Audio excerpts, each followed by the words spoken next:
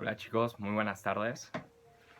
Ya me conocen, soy el profesor Luis y pues vamos a comenzar este ciclo de sesiones de filosofía adentrándonos a estos conceptos que tal vez para muchos de ustedes son desconocidos.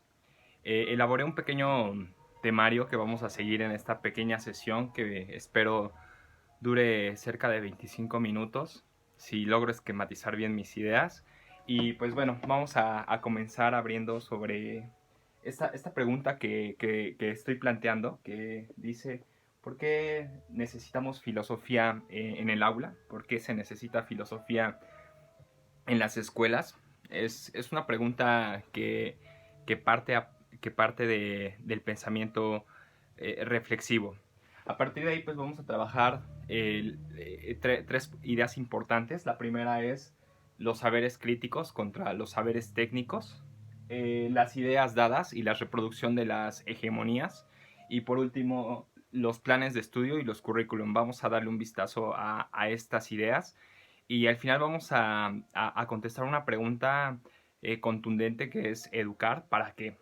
Pues vamos a comenzar con este ciclo. Bienvenidos sean a la materia de filosofía, una materia de la cual no requieren una calificación para poder pasar.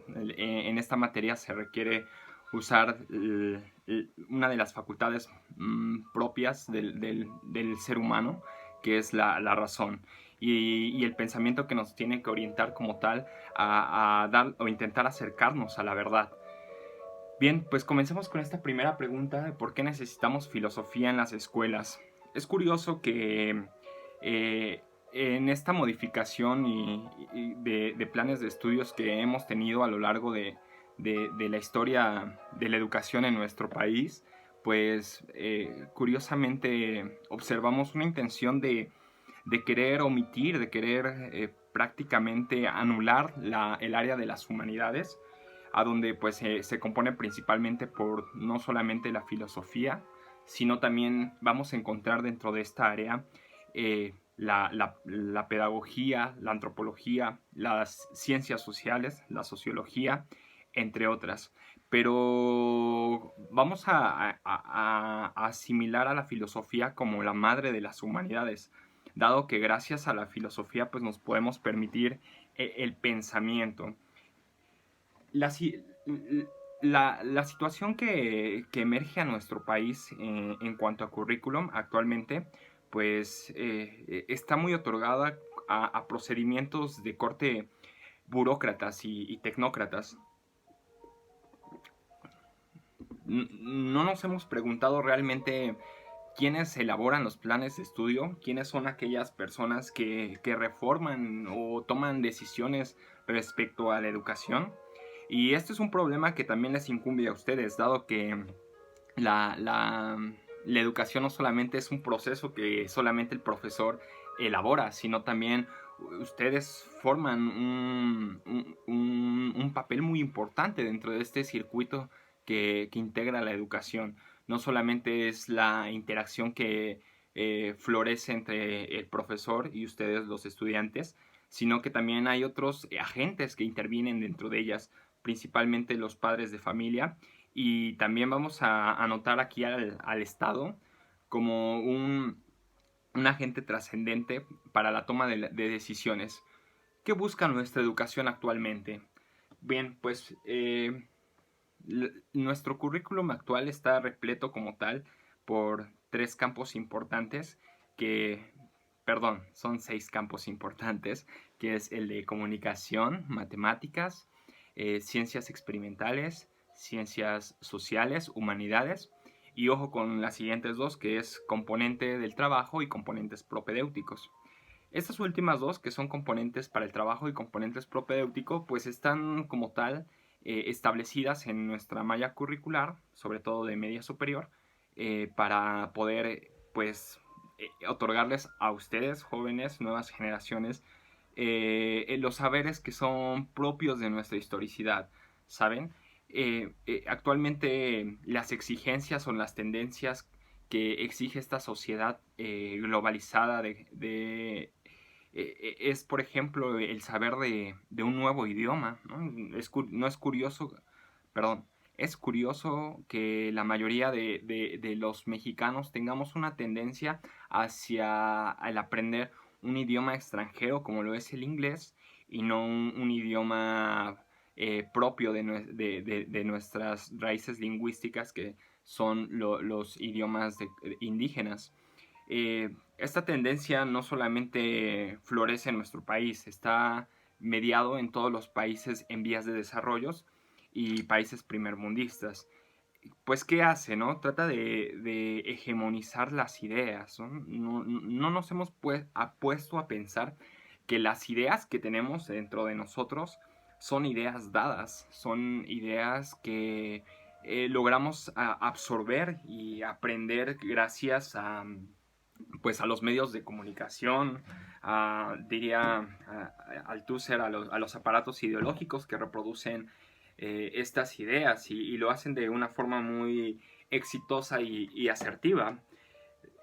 Por ejemplo, la idea de creer que una persona exitosa es quien tiene mucho dinero o quien trabaja menos y genera o acumula mayor riqueza, pues es una idea dada propia de este corte neoliberal. Es importante asimilar que no solamente, esto es un ejemplo solamente, ¿no? Realmente la filosofía nos va a permitir introducirnos a nuestras ideas y poder entender o poder hacer una especie de filtro, ¿no? Poder asimilar qué ideas realmente son contundentes o tienen una trascendencia importante en nuestra vida, en nuestro quehacer cotidiano, porque hasta incluso el quehacer cotidiano es una idea hegemónica, ¿no? La mayoría de ustedes jóvenes desean terminar el bachillerato, estudiar una universidad, encontrar un trabajo bien pagado, bien remunerado, hacer una casa, tener familia e incluso la propia familia es un aparato ideológico dado que reproduce este consumo, ¿no? La mayoría de los padres pues consume o gasta su remuneración del trabajo hacia los hijos, ¿no? Llevarlos al centro comercial, llevarlos al cine, comprarles ropa de marca. Todas estas ideas que prevalecen en la sociedad ¿realmente son nuestras ideas? Es una pregunta que todo joven de preparatoria debe realizarse. Estas ideas que están dentro de mí son propias, son auténticas, de dónde están absorbidas, ¿no? Es curioso ver cómo la tendencia de los estereotipos incluso, ¿no? La consolidación estética, o la forma en la que se asimila el ser humano como tal, también responde a estos aparatos ideológicos, ¿no? Los bien llamados estereotipos, que son las tendencias que se buscan cumplir como un requisito propio para ser una persona exitosa, ¿no? Para tener una identidad. Las redes sociales también lo es, ¿no? Si no existimos en Facebook, no existimos en el mundo. Si no existimos en Instagram, si no existimos en toda esta gama de redes sociales que yacen en nuestra cotidianidad, solamente al tener un celular inteligente y acceso a Internet, ustedes perfectamente pueden integrarse a esta dinámica, que es una dinámica que absorbe completamente a los individuos y porque es inmediata, porque es sencilla, porque es fácil, está digerida, no requiere de un pensamiento, porque el pensamiento es reproductivo. Entonces, esto es una pregunta muy importante. ¿Las ideas que yo tengo son mis ideas o estas ideas, esta idea que reproduzco, ¿de dónde fluctúa? Esto es una primera pregunta para responder por qué es necesaria la filosofía. Es importante saber que la filosofía como tal, pues no es bien remunerada en este mundo neoliberal. Quien se dedica al saber, quien se dedica al pensamiento, pues realmente no va a ser remunerado, ¿no? ¿Qué político va a pagarle a un pensador para decirle a la sociedad que este progreso del cual habla para el pueblo, pues realmente es un progreso para ellos mismos, ¿no? Es un enriquecimiento absurdo y burdo lo que se busca en la política. Entonces, este es un principio de la filosofía. Hay que entender que la filosofía tiene una trascendencia personal y tiene una trascendencia humana. No, la filosofía no me va como tal a solventar una mansión, definitivamente, ¿no? Quien se dedica a la filosofía, diría Nietzsche, ¿no? Tendríamos que quitarle el sueldo a todos los que se hacen llamar filósofos, y quien realmente continúe dedicándose a la filosofía es el verdadero filósofo. Entonces, este es el primer planteamiento perdón, el segundo planteamiento. Ojo con esto, vamos esquematizando estas ideas. Partimos de esta pregunta de por qué filosofía en las escuelas. Ya hablamos sobre los planes de estudios actuales, ya hablamos sobre las ideas dadas y la reproducción de la hegemonía. Y ahora estamos hablando sobre los saberes críticos contra los saberes técnicos, ¿no? Que pues es bien sabido que en las escuelas pues se crea a los futuros obreros, a los futuros oficinistas, a las personas que se van a encargar como tal de darle continuidad y darle perfeccionamiento a este sistema que cada día nos da mayor ventaja, ¿no? Se autorregula y también se autoperfecciona. Es un sistema exitoso, pero malévolo. Y vamos a concretar esta primera sesión que determiné de unos 20 a unos 25 minutos para poder pues, darle una introducción a lo que es la filosofía. La pregunta que vamos a plantear a continuación es: ¿educar para qué? Entender la educación no es solamente la tarea de un profesor. La educación hace partícipes a otros agentes de la sociedad, principalmente a sus padres, a los padres de familia, tutores, porque el núcleo familiar consolida como tal los valores que el individuo va a reproducir en la sociedad. Si nuestros padres funcionan y prestan su vida, su tiempo a esta dinámica neoliberal, pues obviamente yo no voy a poder asimilar otra idea más allá de esto, ¿no? Y aquí es a donde intervienen otros factores, que somos nosotros los profesores. Somos nosotros los profesores quienes nos encargamos también de que no solamente acumulen el saber, de que no solamente yo sepa mucho y este saber pues me ayude como tal a obtener un 10 en la escuela, ¿no? Cuantificar mi esfuerzo, mi motivación, el esmero, las lecturas que realizo en una simple calificación, es absurdo realmente, ¿no? Sin embargo, pues siempre tenemos que encontrar estas fisuras para poder hallar estos espacios para sobre todo establecer un diálogo con ustedes, y que ustedes, que sean las generaciones en este porvenir, logren realmente trascender en esta sociedad que realmente necesita humanismo, que realmente se está despojando de la capacidad del ser humano para ser simplemente un objeto, ¿no? Nos estamos cosificando y nos reducimos simplemente a seres que son consumistas, individualistas, y sobre todo que generamos muchísima basura. No tenemos una conciencia ambiental. Entonces, ¿por qué educar? ¿Por qué educar, ¿no? ¿Cuál es la importancia del educar?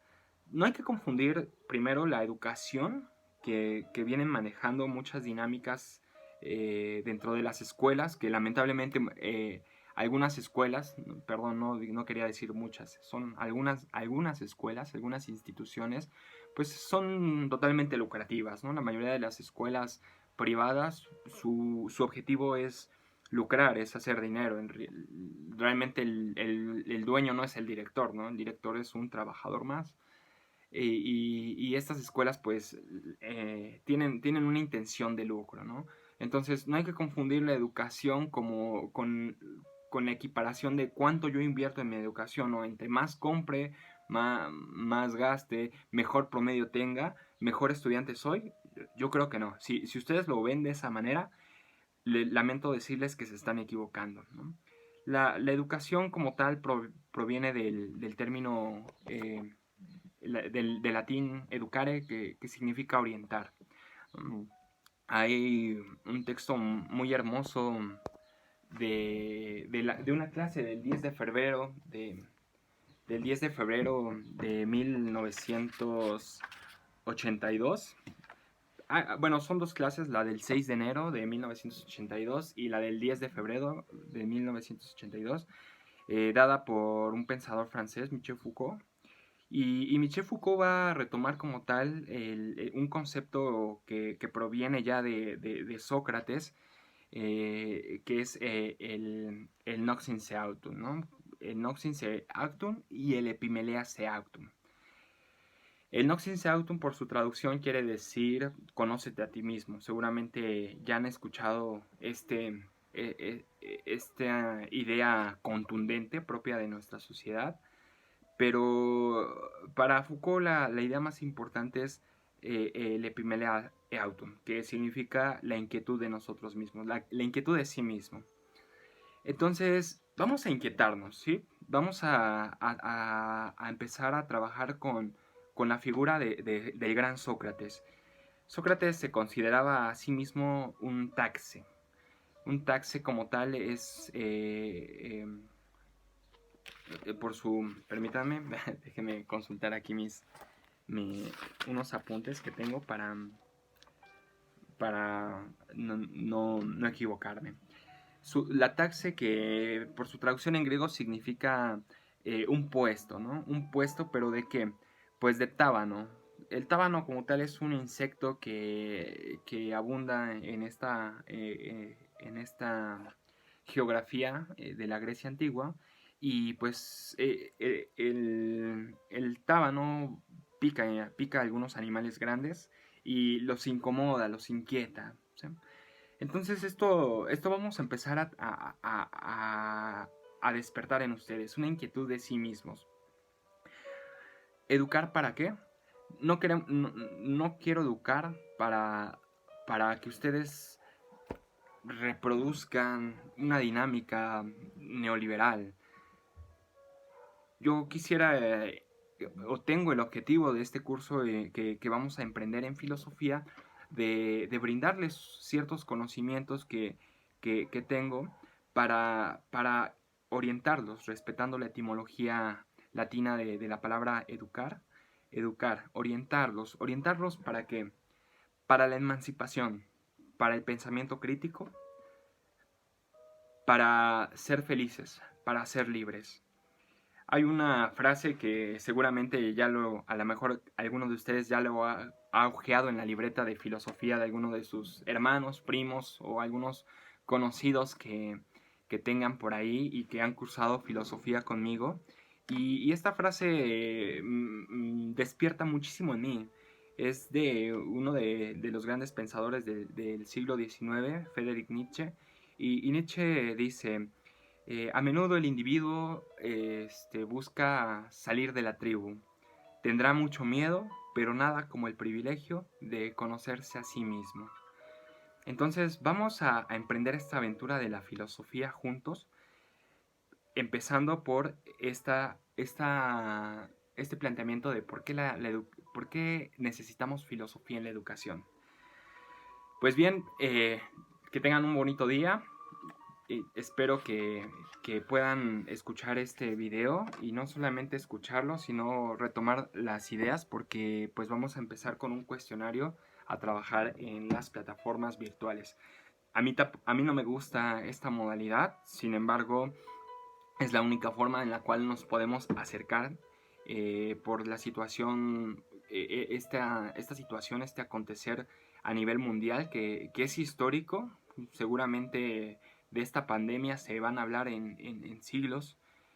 Como nosotros hablábamos hace en el 1918 de la mal llamada gripe española, y como hemos hablado de la peste bubónica, de la peste bubónica han pasado más de 5 siglos, y es una etapa que marcó a la humanidad, ¿no? Borró casi a, a 2/3 de la población de Europa, y esta pandemia que surge actualmente con tanto avances científico y tecnológico nos deja claro que como seres humanos, aunque tenemos tanto acceso a la información, nuestro pensamiento está contenido.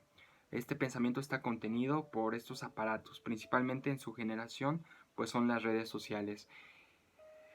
Deseo que tengan mucha salud y yo ya quiero trabajar con ustedes en el aula.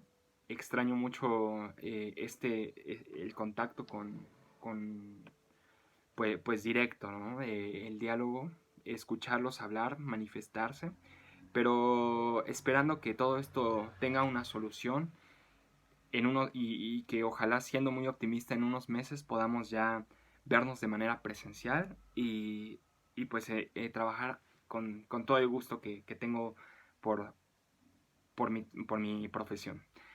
Gracias, chicos, y nos vemos en la próxima sesión.